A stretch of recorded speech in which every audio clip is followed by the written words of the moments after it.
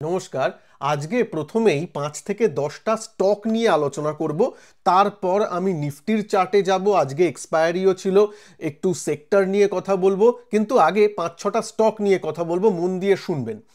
প্রথমে তো বলে রাখি, জাস্ট এই যে 1 মাস আগে দেখতে পাচ্ছেন, ওয়ান মান্থ অ্যাগো আমি একটা ভিডিও এনেছিলাম যেখানে মার্কেট ঘুরলে এই 5টি স্টক দিতে পারে দারুণ রিটার্ন, সুইং ট্রেডিং স্টকস, এই বলে আপনাদের অ্যানালিসিস পারপাসে আমি 5টা স্টক তুলে ধরেছিলাম, জাস্ট অ্যানালিসিস পারপাসে। এখন আমি ক্রেডিট নিতে যাচ্ছি না যে দেখুন আমি বলেছিলাম এখন কি অবস্থা, একদমই নয়।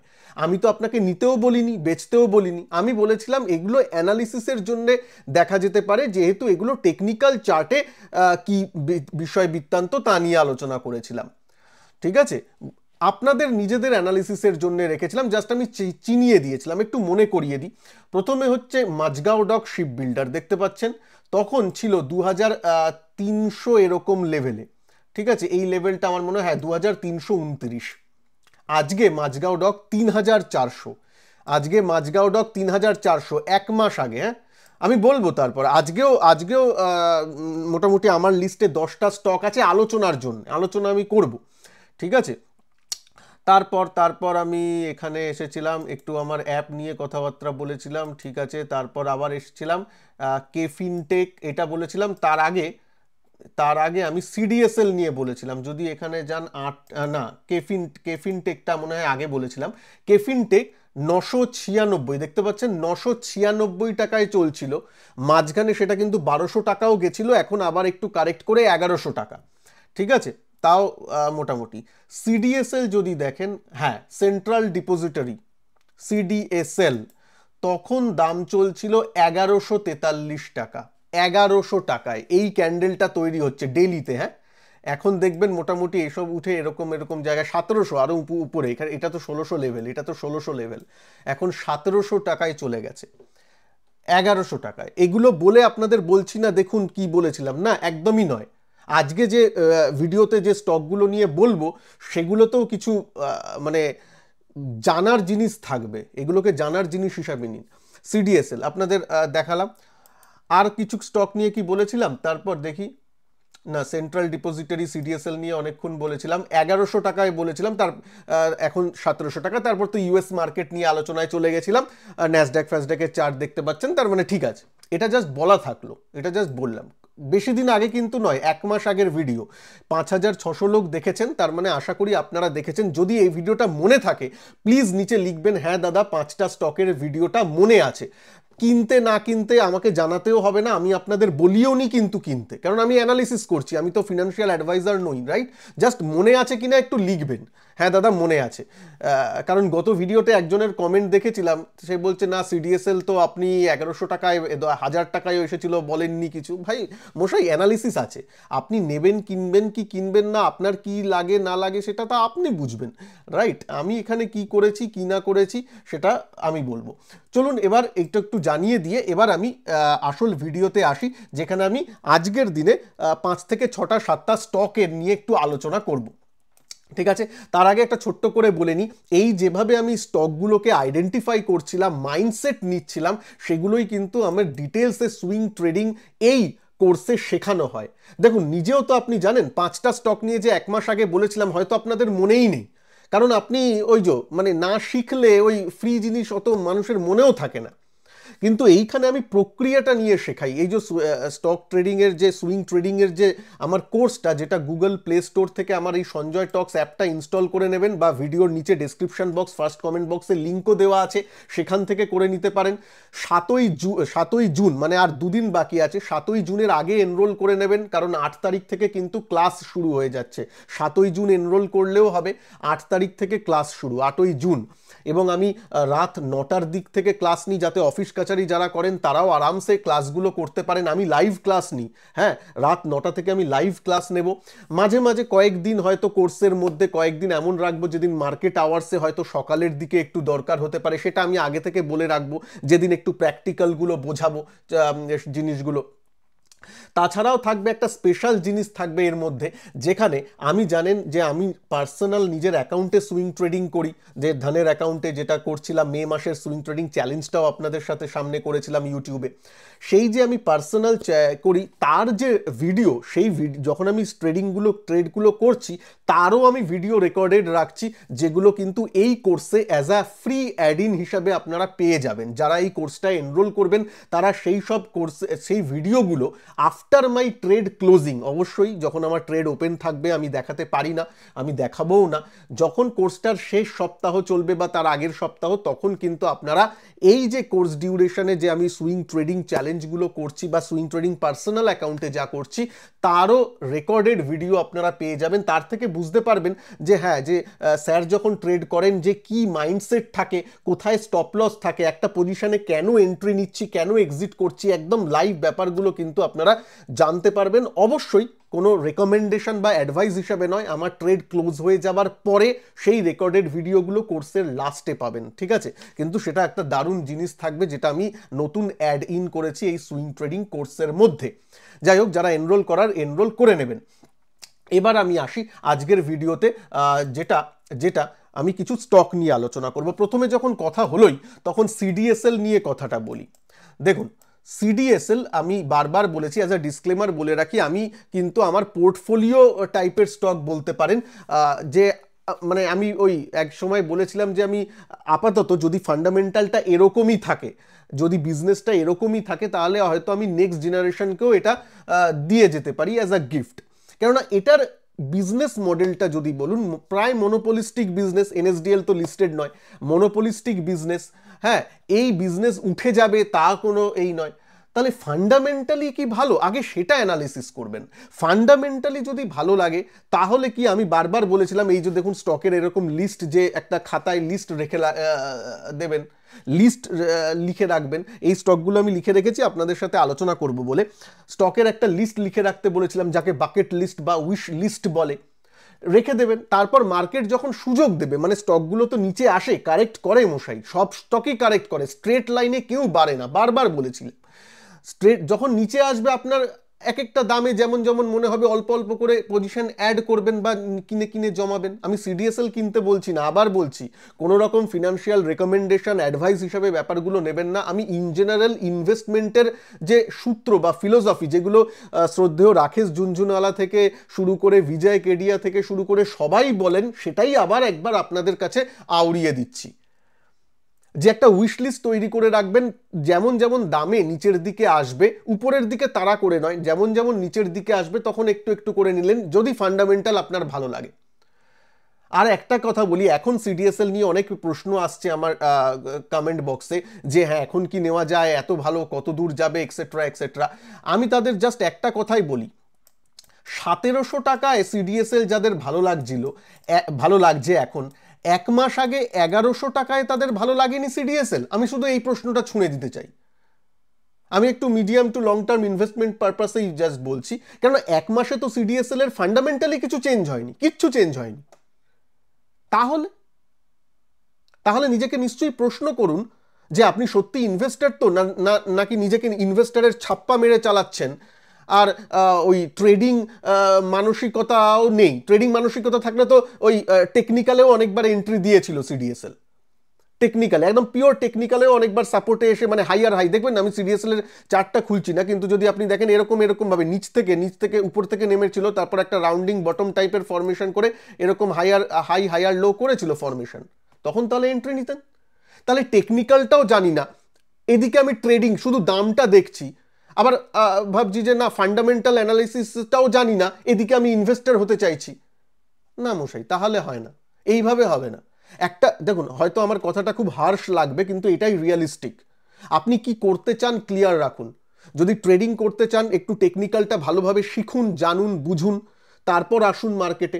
বা যদি আপনি ইনভেস্টমেন্ট করতে চান, তাহলেও চার্ট দেখার দরকার পড়ে, সেটার থেকেও বেশি দরকার পড়ে ফান্ডামেন্টাল অ্যানালিসিস, সেটা করতে শিখুন। সেটা শিখে দামটা ঠিক জায়গায় এলে নেবেন।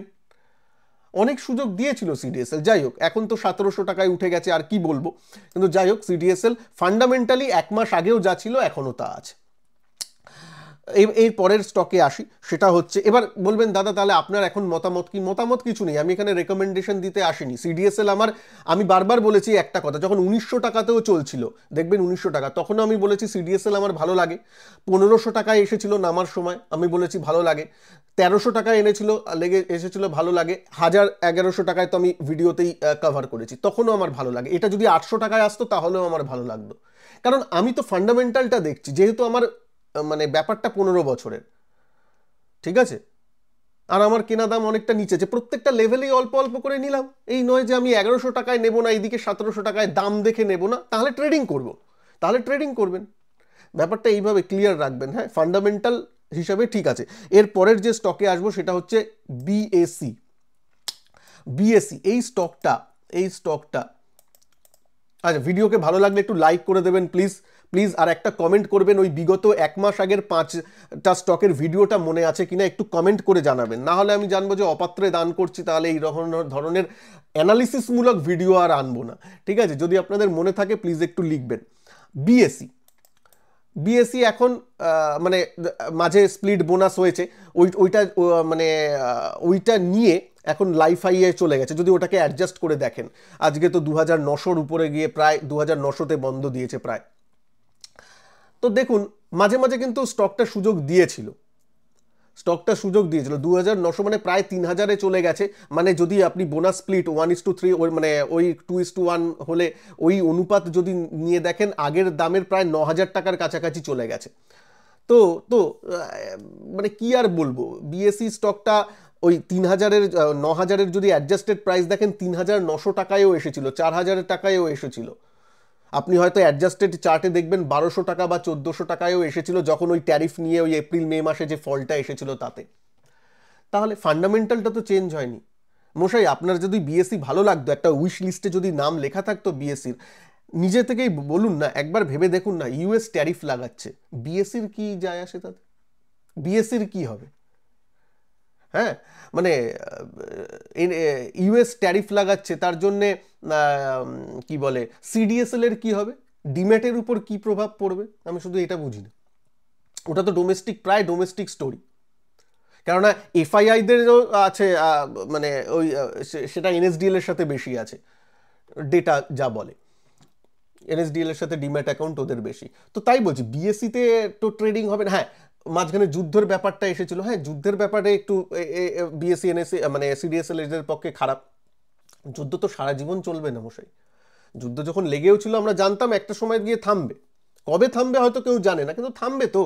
কেন, দেখুন একটা সোজা কথা শুনুন, একটা কথা আছে না বাজারে, এটা আমার কথা নয়, মার্কেটে যারা পার্টিসিপেন্ট সবাই মোটামুটি জানে, আপনিও হয়তো জানেন, একটু মনে করিয়ে দিচ্ছি, যে ভালো দাম মানে ওই নিচের দিকে দাম, মানে ইনভেস্টরদের ক্ষেত্রে যেটা ভালো দাম সবসময় খারাপ সময়ে আসে।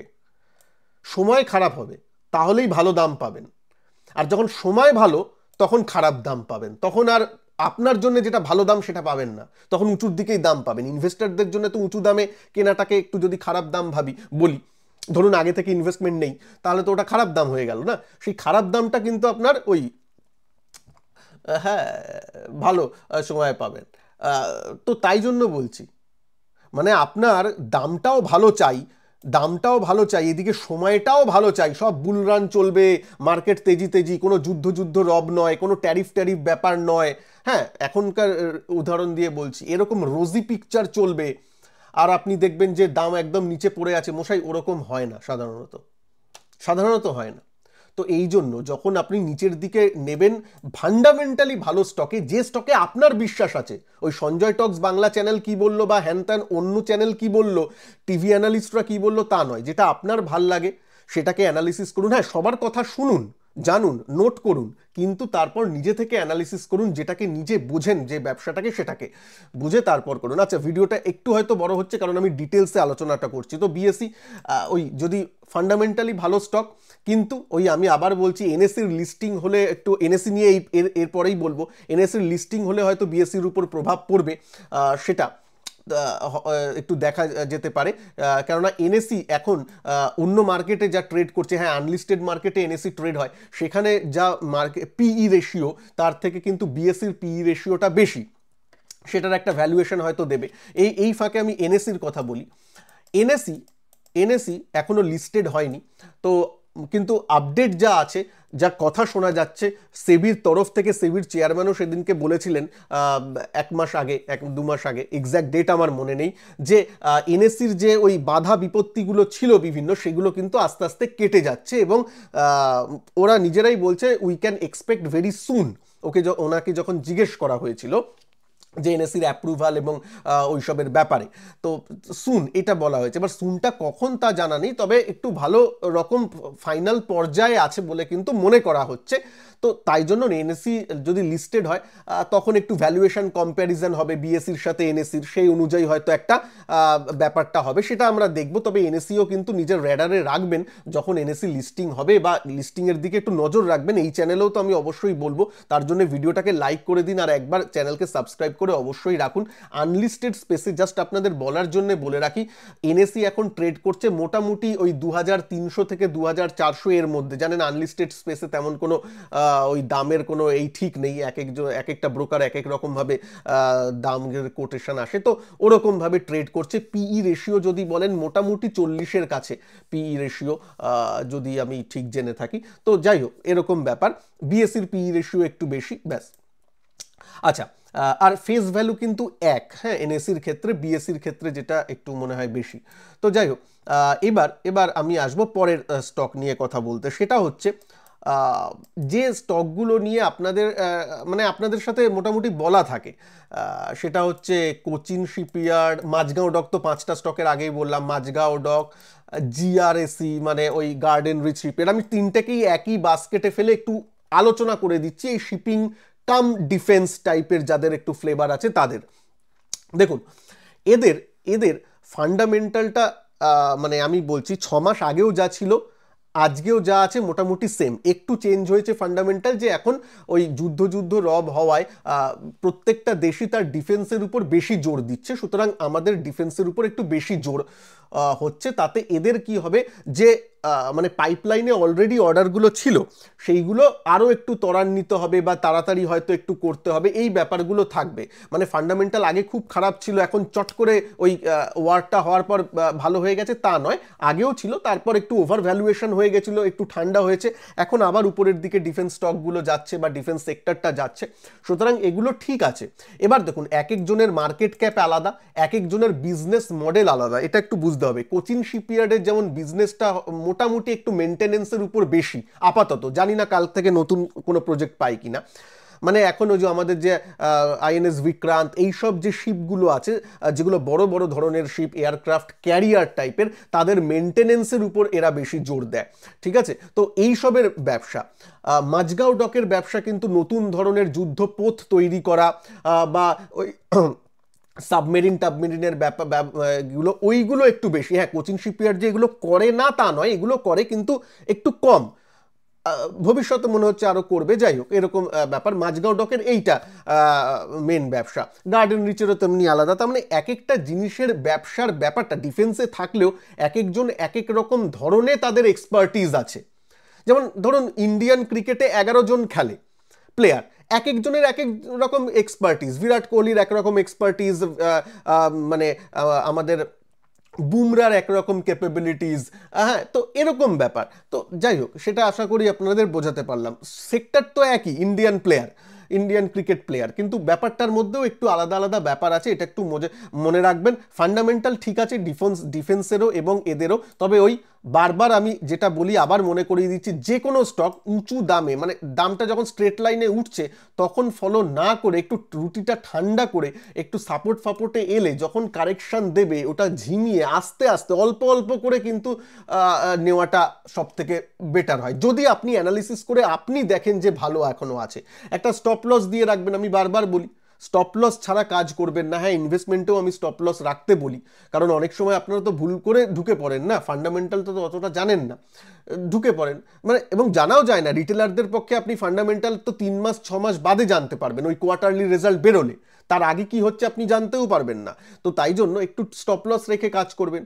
স্যার স্টপ লস রাখতে পারি না, এই জানতে পারি না, তাহলে সুইং ট্রেডিং কোর্সটাই ভর্তি হয়ে যান একটু, যেখানে আমি স্টপ লস ফপ লস নিয়ে একটু আলোচনা করব, একটু শিখে নিন, নিজের উপর একটু ইনভেস্টমেন্ট করুন, ঠিক আছে, সুইং ট্রেডিং কোর্সের ডিটেলস কিন্তু এই ভিডিওর নিচে ডেসক্রিপশন বক্স এবং ফার্স্ট কমেন্ট বক্সে দেওয়া আছে।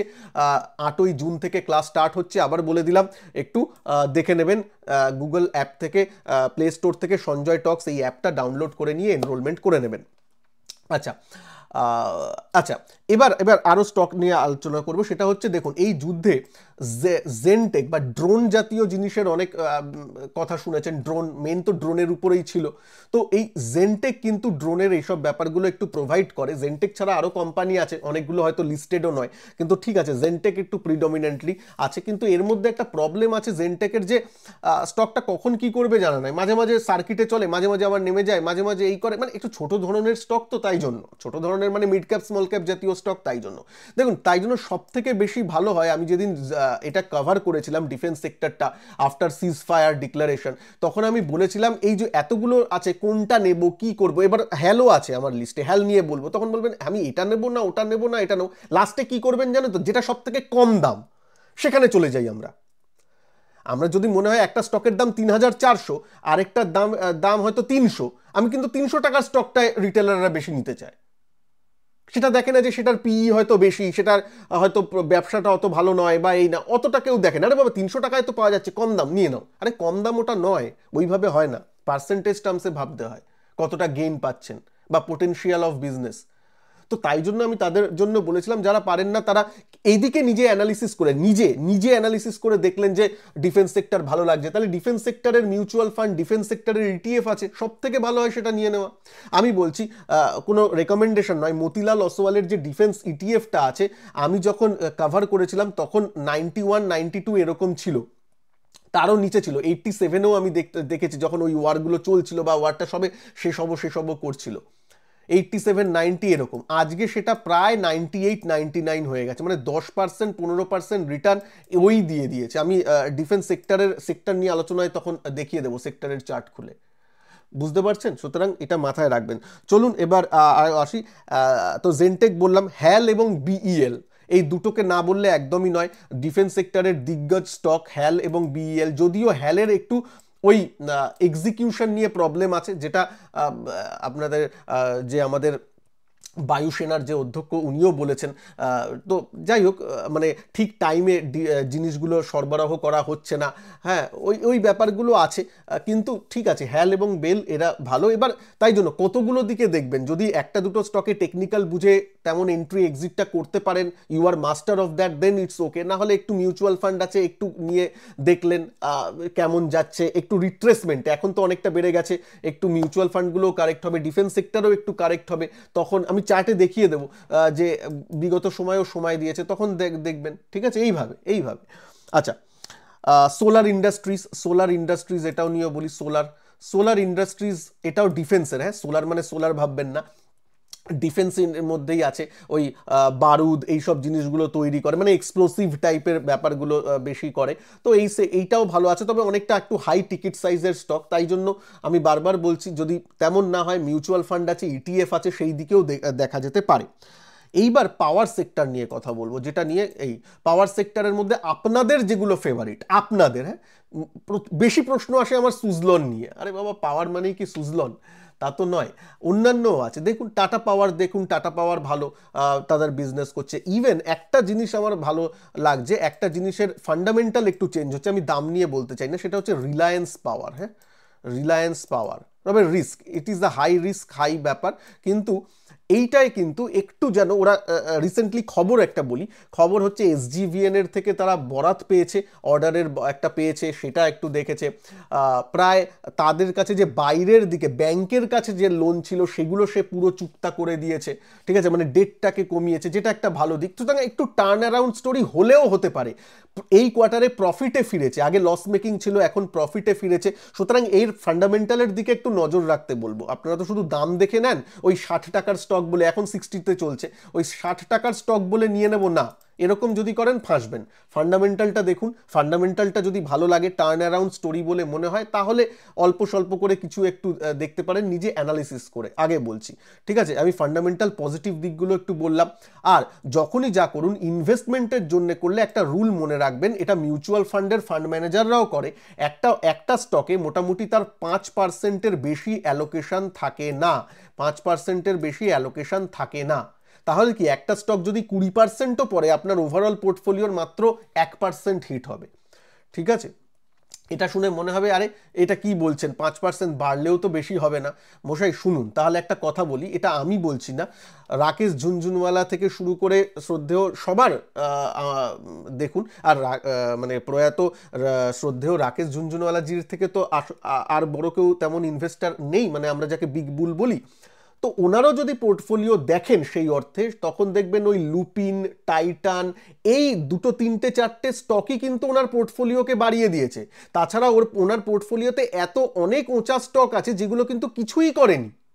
বাদবাকি ওই 4-5টা যে স্টক বেড়েছে বা এমন মাল্টিব্যাগার হয়েছে, ওনার পুরো পোর্টফোলিও নেট ওয়েলথকে নিয়ে বুম করে গেছে। এরকমই হয়, আপনার কাছে যদি 20টা স্টক থাকে, 20টা স্টকই যে আপনার বেস্ট পারফর্ম করবে তা একদমই নয় মশাই। ঠিক আছে, সুতরাং এটা মাথায় রাখবেন, তাই জন্যই এই 5%-এর ব্যাপারটা বলা হয় সাধারণত। ওকে, যাই হোক, তো এটা গেল ব্যাপারটা। এবার আসি অন্য কয়েকটা স্টকে। পাওয়ার সেক্টর নিয়ে বললাম, টাটা পাওয়ার, রিলায়েন্স পাওয়ার, সিজি পাওয়ারও তার মধ্যে করতে পারেন, সিজি পাওয়ারটাও দেখতে পারেন, মানে অ্যানালিসিসের জন্য, পড়াশোনার জন্য। কেইনস টেকনোলজি, এটা ঠিক রিলেটেড টু পাওয়ার নয়, কিন্তু ওই সেমিকন্ডাক্টর স্টোরিটা এর সাথেও আছে, সিজি পাওয়ারের সাথেও আছে, আপনার টাটা পাওয়ারের সাথেও একটু আছে, যদিও টাটা ইলেকট্রনিক্স ওটার বরাত পেয়েছে তাও। আর এইদিকে আপনার আছে কেইনস টেকনোলজি। তো এইগুলোকে একটু নজর রাখবেন। এবার একটা সেক্টর নিয়ে কথা বলবো, তারপর ডিফেন্স সেক্টরের চার্টটা একটু নিফটিকে বলে শেষ করব। 30 মিনিটের বেশি ভিডিও করব না, এখন 26 মিনিট চলছে আশা করি। তো আমি বলছি রেলওয়ে সেক্টর নিয়ে আমার কাছে প্রশ্ন আসে। দেখুন, রেলওয়ে সেক্টরগুলো এখন একটু মানে একটু বাড়ন্ত দেখা যাচ্ছে, রেল টেল তার মধ্যে একরকম। তো আমি বলছি ওরকম উঁচুতে গেলে তারা করবেন না, সাপোর্টে আসুক, তারপর যারা সুইং ট্রেডিং করতে পারেন তাদের আলাদা। ইনভেস্টমেন্ট পারপাসে আমাকে যদি জিজ্ঞেস করেন, আমি ফান্ডামেন্টাল কিছু যে হ্যাভক চেঞ্জ হয়ে গেছে তা কিন্তু দেখছি না। ঠিক আছে, টেকনিক্যাল চার্ট অনুযায়ী কিছু কিছু ট্রেড করা যায়, সেট আপ অনুযায়ী, সেটা নিজের সেট আপ বুঝে কাজ করবেন উইথ স্ট্রিক্ট স্টপ লস। এবার আসি একটু নিফটির ক্ষেত্রে, তারপর আমি আসব ডিফেন্স সেক্টরের চার্ট নিয়ে। আর ভিডিওটাকে ভালো লাগলে, একটু লং ভিডিও হচ্ছে আমি জানি, কিন্তু প্লিজ আমাকে 10টা স্টক কাভার করতে হলো। 10টা স্টককে যদি এক একটা স্টক 2-3 মিনিট করে বলিও, তাহলেও তো হয়ে যাবে 30 মিনিট, না? অঙ্কটা মাথায় রাখবেন, হ্যাঁ। যাই হোক, তো এই যে নিফটির চার্ট দেখুন, নিফটি যখন এখানে এসেছিল আমি বলেছিলাম আজকের ক্লোজিংটা খারাপ হয়েছে, তবে যতক্ষণ এই লক্ষ্মণ রেখা ওই 24,500 বা 450 ওর নিচে ক্লোজিং দিচ্ছে অ্যাটলিস্ট, ততক্ষণ আমরা ঠিক আছে। এটা বারবার এই লাইন দুটো আপনাদের সামনেই টানা আছে, কোনো চেঞ্জ নেই। 24,500 নিচে কিন্তু ক্লোজ দেয়নি, এটা মনে রাখবেন। ঠিক আছে, অনেকে কমেন্ট করেছিলেন এই তো কালকেই চলে যাবে 24,500, কালকেই ভেঙে যাবে, বা 21,800 আবার চলে আসবে, এই তো জুনের প্রথম উইকে পড়ে যাবে। মশাই দেখুন, সব হলে সব কিছুই হতে পারে, কিন্তু আমি বারবার যা বলি, এমনি এমনি তো চলে আসবে না, আপনার সামনেই চার্টেই প্যাটার্নটা আসবে যে খারাপ হচ্ছে, 24,500 নিচের ক্লোজিং দিচ্ছে, আপনার সামনেই হবে। তাহলে আগে থেকে প্রেডিক্ট করে নিজের উপর চাপ তৈরি করে লাভ কি, তাই না? ট্রেডার হিসেবে খোলা মনে, খোলা ক্যানভাসে মার্কেটকে দেখুন। ট্রেডার হিসেবে যদি সাকসেসফুল ট্রেডার হতে চান, বায়াস যদি থাকে তাহলে কিন্তু ট্রেডার হতে পারবেন না। প্রবাবিলিটি রাখুন, বাট বায়াস নয়, দুটোর মধ্যে পার্থক্য আছে। হ্যাঁ, আচ্ছা, তো ঠিক আছে, নিফটি যেখানে বন্ধ দিয়েছে ইটস ওকে, আবার এই রেঞ্জের মধ্যেই করছে, যতক্ষণ এই রেঞ্জের মধ্যে আছে নাথিং টু মানে টেল স্পেশালি অ্যাবাউট দ্যাট। তবে গতকাল মানে কালকে কিন্তু স্পেশাল আছে একটা, মনে রাখবেন, বাজার তাকিয়ে আছে ওইদিকে, সেটা হচ্ছে আরবিআই এর মনিটারি পলিসি আছে। 25 বেসিস পয়েন্ট মানে 0.25% রেট কমবে, এটা সবাই বেশিরভাগ মনে করছে। কিন্তু যদি একটু মার্কেটে কানাঘুষো শোনা যাচ্ছে, যদি 0.5% কমিয়ে দেয়, মানে 50 বেসিস পয়েন্ট যদি রেট কাট হয়, তাহলে কিন্তু মার্কেটের জন্য সুপার জিনিস হবে। তাহলে কিন্তু ব্যাংক নিফটি আবার লাইফাই আবার টাচ করতে পারে, সেই দিকে একটু নজর আমাদের রাখতে হবে। আচ্ছা, তো কালকে কিন্তু মার্কেট আওয়ারেই খবরটা আসবে, সুতরাং একটু নজর রাখবেন। আচ্ছা, এবার আমি আসি একটু নিফটি ডিফেন্সের ক্ষেত্রে। নিফটি ইন্ডিয়া ডিফেন্স দেখুন, আমি এখানে বলেও ছিলাম এই সুইংয়ে কেউ নিলে এখানে স্টপ লস হবে, যাই হোক স্টপ লসটা এই হবে না, সেটা ছেড়ে দিন। আমি এই দিন বলেছিলাম, এই দিন মনে করে দেখুন, তার থেকে ভিডিও মানে তার আগের দিন বলেছিলাম, তারপরের দুদিন এরকম চার্ট ক্যান্ডেল তৈরি করেছিল, এবং এখান থেকে এখনো পর্যন্ত দেখতে পাচ্ছেন এই ভিডিওটা কিন্তু জাস্ট ওই সিজফায়ারের পর এই সব জায়গা থেকে, এইখান থেকে 26% রিটার্ন একটা ইটিএফ বা ইন্ডেক্সে 26%। ভাবুন। এবার এখনো বলবেন যে উপরে তাড়া করে স্টক নেবেন, যদি আগে থেকে না নেন কি করা যাবে, মানে নিজে অ্যানালিসিসটা করবেন, কিন্তু একটু টাইমেরও ব্যাপার আছে, ট্রেডিংয়ে টাইমিংয়ের ব্যাপার ম্যাটার করে মশাই, ঠিক আছে, এটা মনে রাখবেন। যাই হোক, তো এরকম করছে দেখুন, অনেকবারই কিন্তু সুযোগ দেয়, দেখুন এই দিনও সুযোগ দিয়েছিল, এখানে উঠেছিল, এইখানে ওঠার পর ডিফেন্স সেক্টর, এখানে ওঠার পর নিচের দিকে এসেছিল, আবার উঠেছিল, আবার একদিন একটু দিল, তারপরে 1-2 দিন একটু নিচে এসেছিল, তেমন নয়, তারপর তো আবার বাড়ছে, আবার হয়তো কখনো নিচের দিকে যাবে, তখন সাপোর্ট দেখে ব্যাপারগুলো করতে হবে, এরকম এইভাবেই করতে হয়, কারণ একটা ওই বুলরান যখন চালু হয় তখন তো হয়, তবে স্ট্রেটে তারাই ফাঁসে যারা টপে নিয়ে নেয়, আপনি তো জানেন না কোথায় টপ ট্রেডার হিসাবে, তো সেইটা কিন্তু মাথায় কিন্তু রেখে কাজ করতে হবে। ফোমোতে পড়বেন না, বারবার বলছি, ফোমোতে পড়বেন না। যদি আজকে ভিডিও দেখে কেউ বলে আপনার বলা এই স্টকে বলেছি, আমি কোনো স্টকই বলিনি কিনতে, সব স্টক আমার আগে বলা ছিল, যখন দামগুলো ঠিক লেভেলে ছিল। এখন বারবার বলছি, সবকটা যে কটা স্টক, যে কটা সেক্টর আমি কভার করলাম, প্রত্যেকটার ক্ষেত্রে একটা কথা, ঠান্ডা করে রুটি খাবেন, নিজে আগে অ্যানালিসিস করবেন, যদি ভালো লাগে এই দামটা থেকে কম দামে পেলে ঠিক আছে। এখন তো মানে সিডিএসএল ধরুন, আমার 1100 ভালো লাগলো না, আমার 1700 ভালো লাগবে, কেউ যদি এখন নিতে যায় 1700 যদি ভালো লেগে থাকে, এবার বলছি না ভালো কি লাগা যায় না, আমার 15 বছরের আছে, হ্যাঁ ঠিক আছে, ভালো লাগতে পারে, 15 বছরের ফান্ডামেন্টাল অ্যানালিসিস করে সে নিচ্ছে, ঠিক আছে, তাহলে 1700 টাকা থেকে আবার যদি 200 টাকা কারেক্ট করে 1500 টাকায় আসে, তখন মশাই হাত পা কাঁপে গেলে কিন্তু হবে না, তখন আমার হাত পা কাঁপছে, কারণ তখন তো দামটা কমেছে, ফান্ডামেন্টাল তো কমেনি, আপনি তো দাম দেখে নিচ্ছেন না, আপনি যখন নেওয়ার সময় বলছেন তো আমার 1100 টাকাও যা 1700 টাকাও তাই, আমি তাই জন্য 1700 টাকায় নিচ্ছি, দামটা আমার কাছে ইম্পর্টেন্ট নয়। তাহলে 1700 টাকা থেকে যদি এখন আবার কিছুদিনে কমে যদি 1500 টাকায় আসে, 1400 টাকায় আসে, তখনও হাত পা নিশ্চয়ই কাঁপা উচিত নয়, কারণ আপনি তো লং টার্ম 15 বছরের জন্য নিয়েছেন, আর আপনি তো ফান্ডামেন্টাল দেখে নিয়েছেন, ফান্ডামেন্টাল তো 1 মাসে চেঞ্জ হয়নি হয়তো, হ্যাঁ ফান্ডামেন্টাল চেঞ্জ হলে বেরোবেন।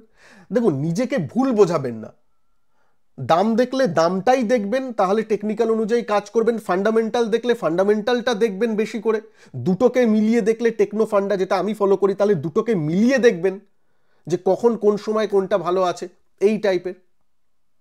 তো এই জন্য বারবার বলছি, নিজেকে ভুল বোঝাবেন না, নিজের মনকে, যে আমি এইটা আমি ওটা, এদিকে রিয়েল টাইম এলে ডিসিশন নিতে পারছেন না, প্লিজ প্লিজ প্লিজ। তাই মেন্টালিটি সাইকোলজির উপর আমি কাজ করি, জানেন ট্রেডিংটা অনেকটা সাইকোলজির ব্যাপার, যেগুলো আমার কোর্সেও থাকে।